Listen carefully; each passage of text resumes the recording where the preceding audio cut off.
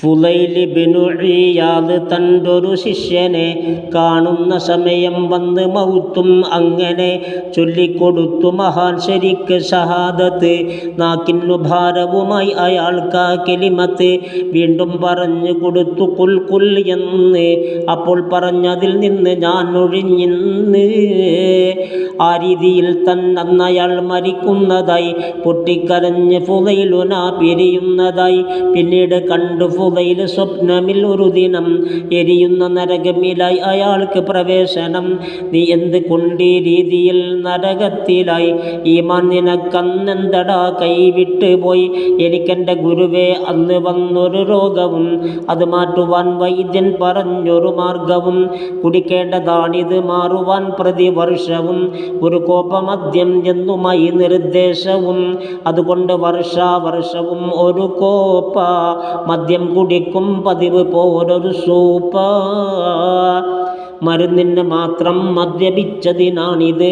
അപ്പോൾ ഇതല്ലാത്തതിന് എന്താണുള്ളത്? ഇർഷാദിലുണ്ടിത് ബാബ് ഷുറൂബിൽ ഖംറില. കാണുന്നതാണ് അതിനുള്ള പേജ് 200.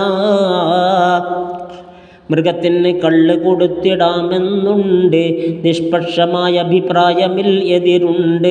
ദാഹത്തിനാണെങ്കിൽ സവാജും തന്നത് എന്നുള്ളതും തുഹഫത്തിലാ പറയുന്നത്.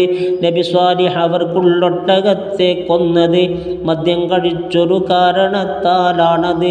ഹാറൂത്ത് മാറൂത്തിന് വന്ന ഫിത്നയും അതുപോലെ കൊന്നതും ഓർക്ക് യഹ്യാ നബിയെയും. നബി നൂഹിനൊപ്പം ഖൗമ ശല്യം ചെയ്തതും 40 ദിനം പശുക്കുട്ടിയെ പൂജിച്ചതും സയ്യിദുന ഉസ്മാൻ അവരെ അന്ന് വധിച്ചതും അതുപോലെ സയ്യിദുന ഹുസൈനെ കൊന്നതും കള്ള സുഹൃത്തെ കാരണം ഇതിനാകെയും ഇബ്നുൽ മുസയ്യിബ് വ്യക്തമാക്കി. ഇതൊക്കെയും ഇത് തദ്കിറത്തുൽ വാഇദീൻ നോക്കേണ്ടതാ. 67 വ്യക്തമായി പറയുന്നതാ. അനസ് ഇബ്നു മാലിക് കള്ളു ഷാപ്പിൽ വന്ന് കുടിക്കുന്നവർക്കത് വിതരണത്തിന് നിന്ന് ഒരു ദിവസം ആരെന്തോ വിളിച്ചു പറഞ്ഞു പോയി. അത് എന്ത് ആരെന്നനസുടൻ തിരയുന്നതായി. പാടില്ല മദ്യം ഇനി ഹറാമാ ഗുരുതരം എന്നായിരുന്നു അനസെന്ന് കേട്ട വിളംബരം. അത് ഷാപ്പ് മാനേജർ അബൂ ത്വൽഹത്ത് കേട്ടെന്ന് ചാടികൾ കമിഴ്ത്തി നിലത്ത്. പുഴ പോലെ കള്ളും റോഡിലൊഴുകിയതന്നാ. കുടി ആർക്കുമില്ലാതായതും അതിൽ പിന്നാ.